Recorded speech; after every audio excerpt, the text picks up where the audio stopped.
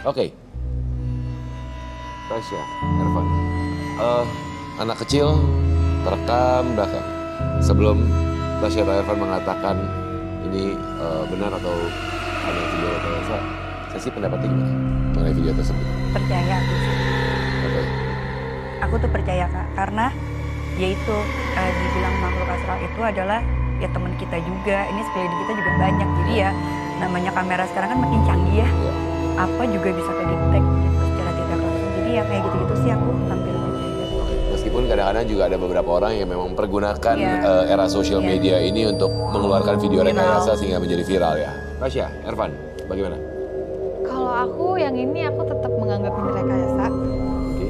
karena gak ada apa-apa. Kalau yang aku lihat di video ini sama sekali gak ada sosok di situ. Dan mungkin mau bilang kok ya dia tiba-tiba munculnya pas direkam gitu. Iya. Terlalu Naif. Ya, Ervan? Kalau yang saya rasa sih tidak ada merasakan energi apapun sih dari sosok gaib. Oke, mungkin boleh saya minta untuk memutarkan kembali video tersebut karena bisa saja sebenarnya video itu sebenarnya mungkin saja bukan rekayasa dalam pengertian mereka menghadirkan sosok, tapi sebenarnya ada pergerakan cahaya Iya. di area luar yang sehingga akhirnya ketika direkam terjadi seperti adanya pergerakan bayangan. Mungkin boleh sama-sama kita putar kembali sedikit videonya. Kalau kita perhatikan di sini, kita perhatikan baik-baik, ini adalah yang ditakutkan ya. Dan kadang-kadang memang dengan pemikiran kita mungkin ini kan area luar rumah ya, sepertinya jendela area luar ya. Nah, itu seperti itu adalah bayangan tipis yang bisa jadi terjadi pergerakan cahaya, entah itu mungkin ada kendaraan lewat, bisa jadi seperti itu juga ya. iya.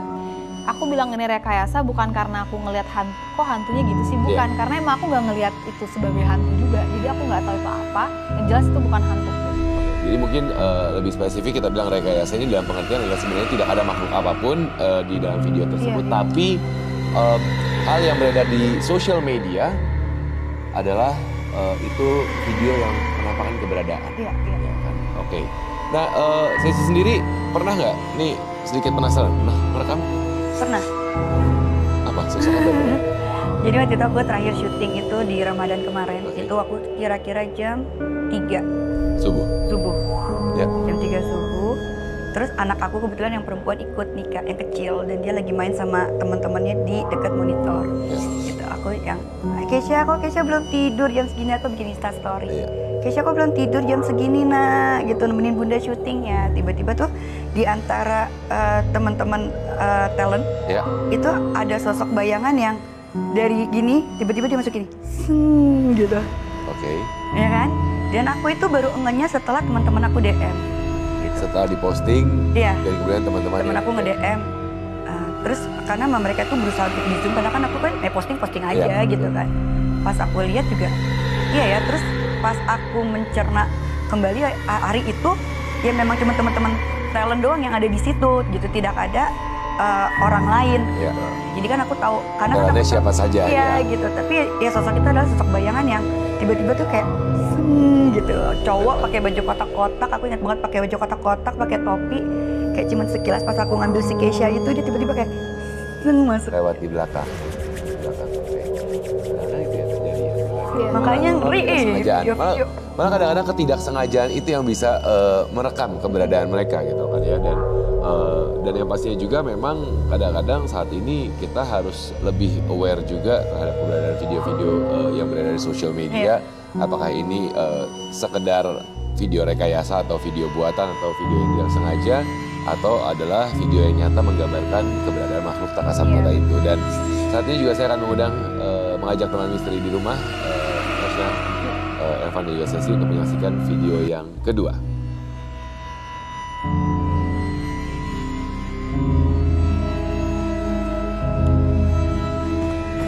Bagus banget. Ini kaca di baliknya ada sosok lain.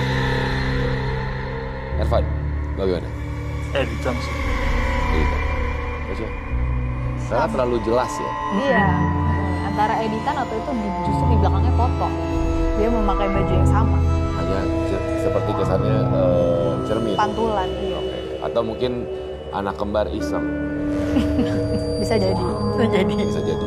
Atau mungkin kayak Sesi dan Sesa pada dulu gitu ya bisa berbalikan pura-pura ya. Bisa jadi. Bisa jadi seperti itu ya. Adik kakak yang mukanya juga mirip bisa dipergunakan seperti itu. Bisa. Sering itu. Dan memang akhirnya ini yang terjadi di sosial media. Kita harus lebih waspada dengan keberadaan video-video yang mengatasnamakan keberadaan makhluk-makhluk kasat mata ya. Dan saya sih, tapi ada satu pertanyaan, rasa takut kamu gitu ya terhadap keberadaan makhluk tak kasat mata. Karena kebetulan tadi juga saya melihat ada kaca dan di video ini juga kaca. Saya ada sedikit rasa penasaran, terutama ketika tadi di awal mengatakan spion mobil pasti saya tutup karena saya takut. Ada pengalaman misteri kah ketika kamu berkaca sempat sosok yang kamu lihat mungkin? Jangan sampai sih Kak, cuman maksudnya aku menghindari itu aja gitu. Kadang spion kiri kanan Sebisa mungkin kalau bisa tinggal dilihat juga ya kalau bisa ya. Lihat juga. Meskipun itu penting dalam berkendara ya. Iya benar. Jadi aku tuh memang menghindari banget hal-hal yang aku udah ngerasa kayak, duh kayaknya di jalan nggak enak deh.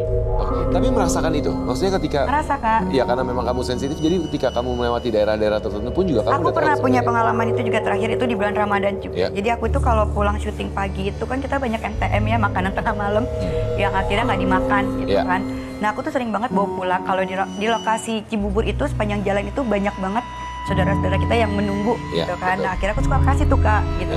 Nah di persimpangan jalan mau masuk tol sama ke arah Cibubur itu di tengah-tengah Kak. Itu makanan aku tinggal satu yang tadinya aku pikir buat aku sahur deh sampai rumah nih nggak keburu nih gitu. Itu dari aku belokan Taman Bunga itu dari jauh nih pas di pertigaan sini nih itu udah cahaya terang banget gitu. Aku lewat nih Kak, aku pikir biasa aja nih nggak ada yang bisa aku kasih, udahlah satu buat aku aja gitu. Udah nih Kak aku lewat, begitu aku lewat si cahaya terang ini tuh kayak manggil yang terang banget ya gitu. Terus aku mundur Kak di tengah-tengah tol gini udah mau masuk, aku tuh mundur karena sepi jam 3:30 aku inget banget. Aku mundur, terus aku buka kaca dengan pedenya aku, terus aku gini, kakek.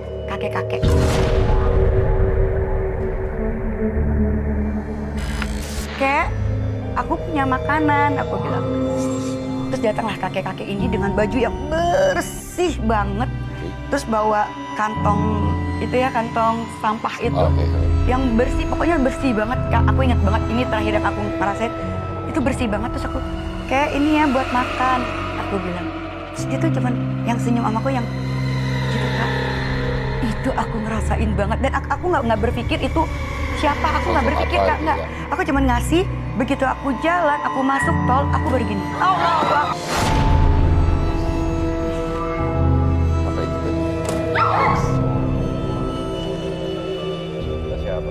Iya, ya seperti tadi ya itu gangguan. Udah stop. Gak ada yang ganggu-ganggu gitu ya. Berusaha untuk berkomunikasi. Iya. Mencari perhatian. Iya ini aku dari tadi ngeliatin Mbak yang paling ujung, paling belakang. Hati-hati ya kamu ya. Hati-hati. Iya kamu. Kamu hati-hati, kamu gampang banget kena. Oke. Baik, fokus ya.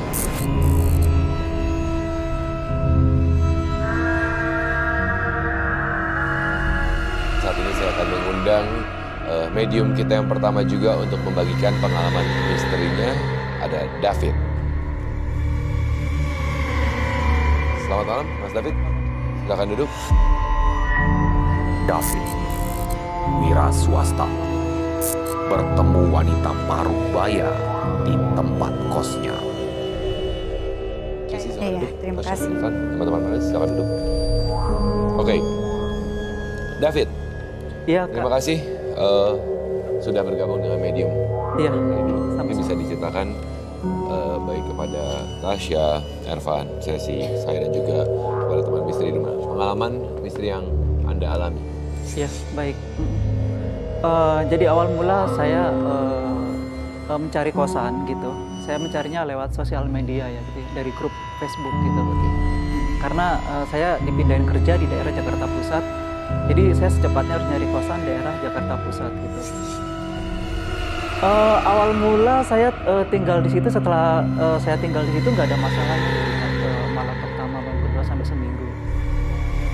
Nah setelah itulah 2 mingguan itu baru saya ada ngerasain yang aneh gitu setelah saya tinggal di situ. Baik. Saat ini mungkin teman Misteri 5 tadi baru saja menyaksikan ini adalah area depan dari kos-kosan dari Mas David. Ya. Dan Ervan juga akan segera menggambarkan sosok-sosok pengalaman ini apa yang Anda rasakan? Awal mula sih biasa saya pulang kerja malam, Ya. nyampe kosan ya udah makan dan istirahat. Setelah mau tidur gitu, nggak tahu deh malam itu kenapa susah tidur sekali. Saya biasanya kalau tidur cepat gitu kan, jam 11 sudah tidur. Itu udah sampai jam 1 malam saya nggak bisa tidur. Di kamar sebelah saya itu malam harinya itu saya nggak bisa tidur dan banyak suara-suara aneh gitu. Berisik. Suara apa nih maksudnya? Iya, pokoknya dia suaranya kayak gaduh gitu di kamar itu, sedangkan di kamar yang lain enggak gitu. Saya keluar pintu kamar.